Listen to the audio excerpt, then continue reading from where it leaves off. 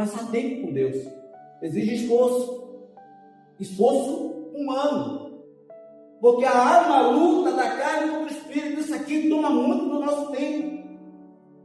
Quando não é isso aqui tomando muito do nosso tempo, são as preocupações da vida. É trabalho, é marido, é esposa, é casa. Deus acaba ficando em segundo plano, quando ele fica na melhor posição no segundo plano. Mas muitas vezes vai ficar no terceiro, no quarto plano, quando dá. E por isso nós vivemos uma vida de frieza espiritual. Por isso nós vivemos uma vida de mediocridade espiritual. Não temos experimentado do poder, do mover do Espírito, se nós não passamos tempo com Ele. E o Espírito Santo é uma pessoa que tem ciúmes, e o que Ele deseja de mim e você é exclusividade. Ele não deseja, Ele não divide a sua atenção, não poupa a sua glória com ninguém. E nós não temos buscado o Senhor como nós buscávamos antes.